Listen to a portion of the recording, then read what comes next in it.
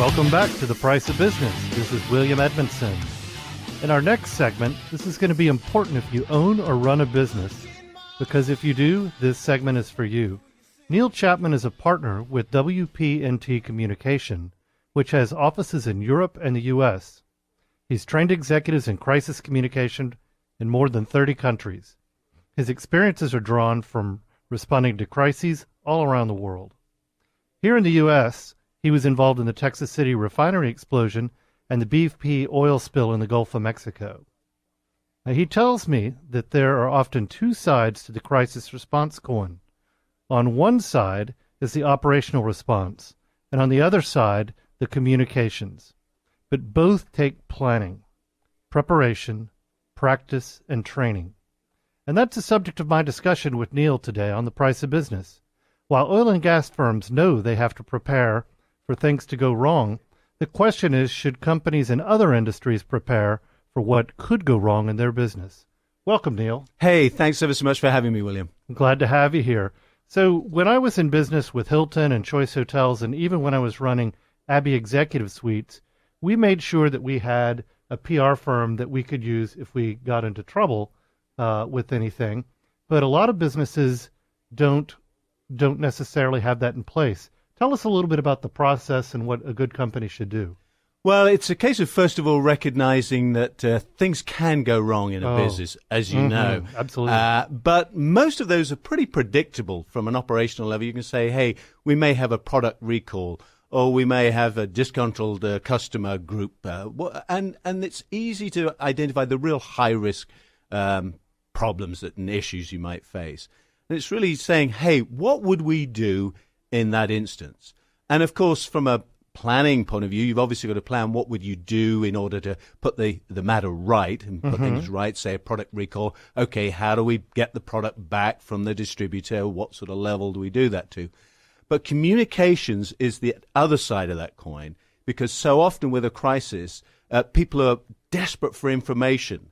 It may be a customer who think they're impacted by what's gone wrong. Or it may be an employee who's starting to worry about their job. Or another distributor who says, well, what are we going to do about that? And so it's important to think, how would we communicate? Because you may handle the operations and pulling back the product very well, but actually if you don't communicate, people think you're not handling it well. They won't assume you're doing it right. Right. And people always want to know what's going on, even if telling them what's going on is that nothing's going on. That's exactly right. Silence is not your friend. Right. Silence is something where they'll probably assume the worst and get anxiety levels even more. Say, as a customer, they may be worrying about you saying, well, where am I going to get my product from? And on a big level, say with a company and an event I was involved in, there was reports out there that the unit, it was a refinery, had shut down. Well, of course, all the people who get their gasoline, the big manufacturers who get the gasoline from there, and distributors, they're thinking, well, where am I going to? This is where I get my product from. What am I going to do? And so, really, they were desperately seeking information from the company, asking, so what's going to happen to me? Right. Right, and everybody worries about whether it be the product, whether it be my job, whatever it may be. People are worried about how's this going to impact me. That's always going to be the perspective they come from. Now, for medium and small-sized businesses, it's a case of it's even more important because everyone thinks of crisis and communications around media, bad headlines. Well, guess what? There's some more important folks than just the media. The media are very demanding, and they're going to demand a lot of time. They're going to question you and pound you if something's gone wrong and it's a newsworthy item.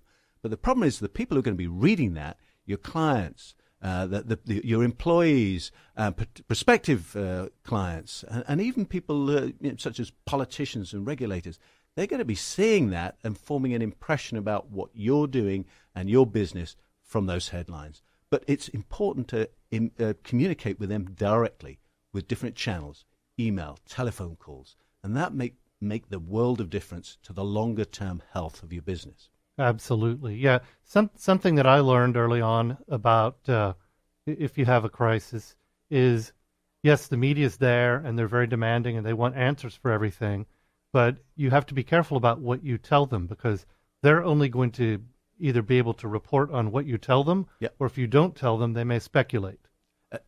Precisely. And in many ways, what we say to and counsel to companies, bad things happen to good companies. It's what those companies do about it Right. that makes them good companies Uh-huh. In the first place. And making sure if a business has a problem, in many ways it's an opportunity as much as anything, in order to show the values, who they consider as important. So in taking care of their employees, taking care of their customers, making sure that they reach out to them, communicate with them, and recognize that they value them. Right. Now, how does the average business, how do they go about putting together a plan or some sort of contingency, Neil?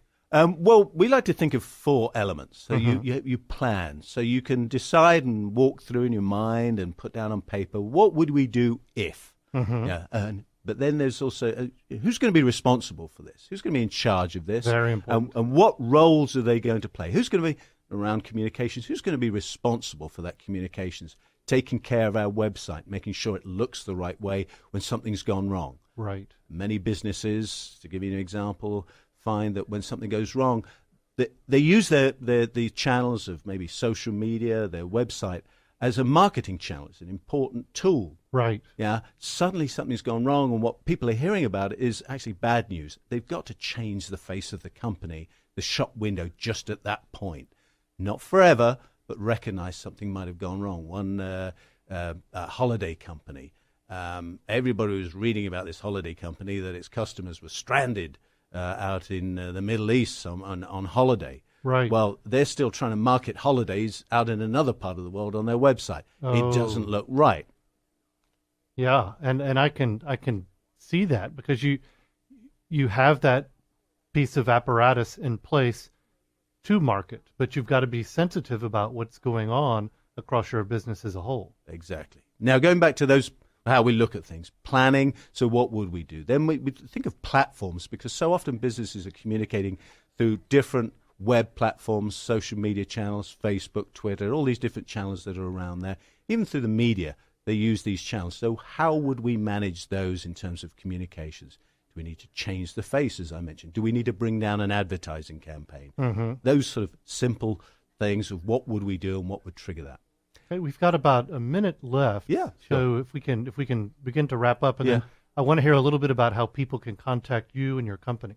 We're based in Europe, in North America. We have our office here in Houston. Our office here in Houston, and we can put up how to get in touch with us. Sure.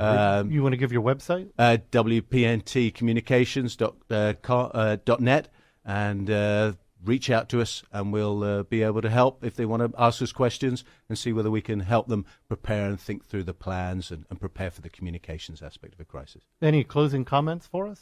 The number one advice we give to anyone who gets caught up in something like that is there's 4 elements they've got to show about the business. Is that the business cares about the audiences, about the different stakeholders it's had, that it's doing something and what it's doing, who it's working with, and then it's going to put things right. That's what good companies do. That's perfect. And that's, of course, what you want to do with your company. And you're never too small of a company to have a plan in place. Thank you, Neil, for being on. This is William Edmunson on The Price of Business.